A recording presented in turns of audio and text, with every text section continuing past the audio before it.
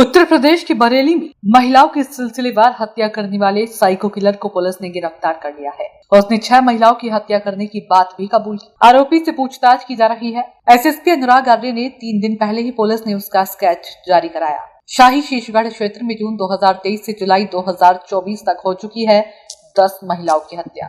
SP south मानुष पारी के अनुसार आरोपी साइको किलर नवाबगंज के गाँव बाकरगंज सानुआ का रहने वाला कुलदीप कुमार है। नवाबगंज से शाही शीशगढ़ क्षेत्र में जाकर महिलाओं को टारगेट करता था। इसके बाद गला दबाकर उनकी हत्या करता था।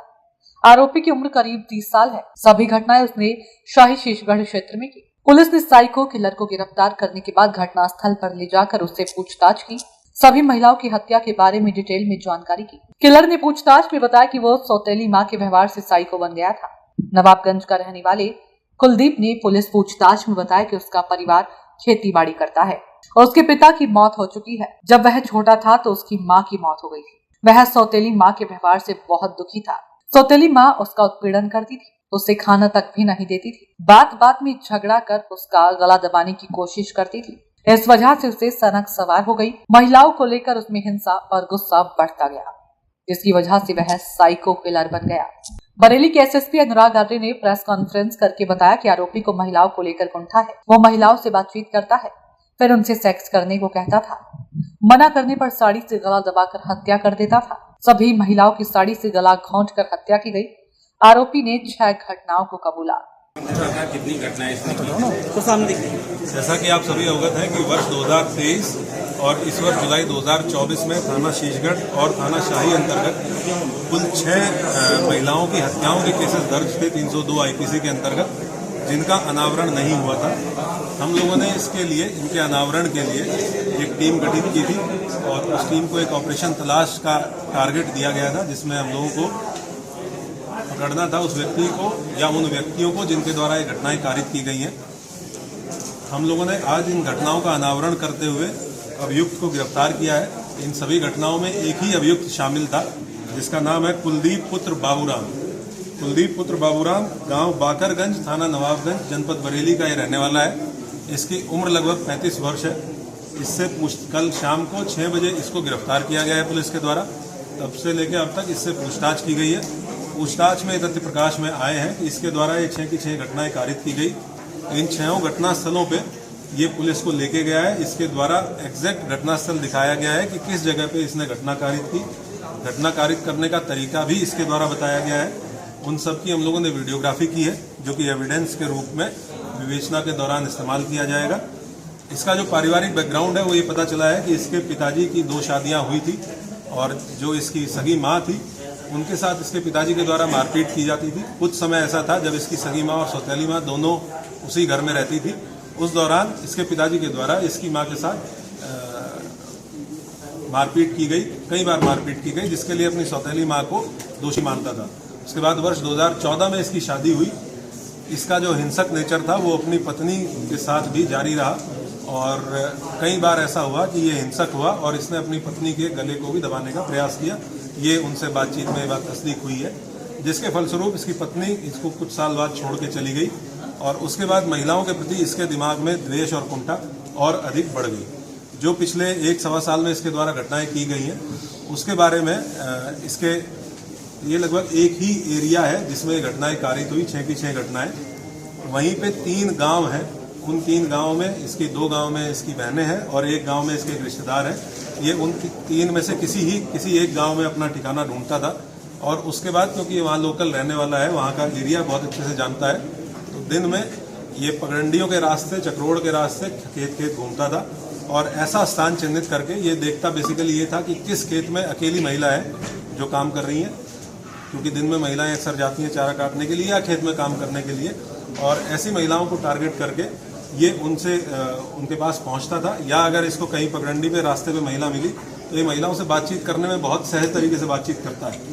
इसकी कुछ वीडियोस भी हमारे पास हैं जिसमें अनजान महिलाओं से पुलिया पे बैठ के बातचीत कर रहा है। तो ये बहुत सहज तरीके से बातचीत करता था और उनको सुनसान जगह पे ले जाके, जो थोड़ा 10-20 मीटर दूर खेत में ले जाके उनसे सेक्सुअल फेवर्स के लिए अप्रोच करता था। जैसे ही महिला ने विरोध किया या महिला ने मना किया तो ये तत्काल बहुत एग्रेसिव हो जाता है, हाइपर एग्रेसिव हो जाता है और इसके द्वारा उनका गला दबाते हुए और उनकी साड़ी के पल्लू से, और एक केस में जिसमें महिला ने सूट सलवार पहन रखा था उसमें उनकी चुनरी को इस्तेमाल करते हुए उनका गला दबाते हुए बाईं तरफ गांठ इसके द्वारा मारी गई। इस तरीके से इसके द्वारा ये घटनाएं कारित की गई। हम लोगों ने बहुत जी कुल कितने घटनाएं इसमें कबूल की हैं? कुल 6 घटनाएं अभी हैं जिन घटनास्थलों पे, क्योंकि हमारे पास हमें इसको मजिस्ट्रेट के सामने भी पेश करना था। कुल 6 घटनाएं हैं जिसके बारे में हम इसको घटनास्थल पे ले जाके हमने तस्दीक कर लिया है कि ये घटना इसने कहाँ पे की, किस तरीके से की, कब की। एक और चीज सामने आई है कि ये हर घटनास्थल से एक ट्रॉफी के रूप में, जो कि इस तरह के अपराधियों का एक की फीचर देखा गया है, कुछ ना कुछ लेके जाता था।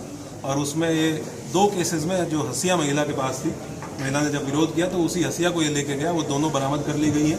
एक केस में एक ब्लाउज का टुकड़ा और लिपस्टिक और बिंदी ये लेके गया, वो भी इसने जहाँ पे उसको ये रखता था वो बरामद कर लिया गया है। एक आधार कार्ड भी बरामद किया गया है।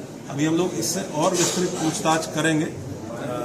3 और घटनाएं हैं जो सिमिलर मोडस ऑपरेंडी के साथ हुई हैं, जिसमें पूर्व में जो वर्कआउट हो चुकी हैं, जिनमें कुछ लोग जेल गए थे, उसके बारे में इसको रिमांड पे लेके, पीसीआर पुलिस कस्टडी रिमांड पे लेके, क्योंकि जिस तरह का इसका मोडस ऑपरेंडी है हम लोगों को बहुत विस्तृत रूप से इससे पूछताछ करने की आवश्यकता है।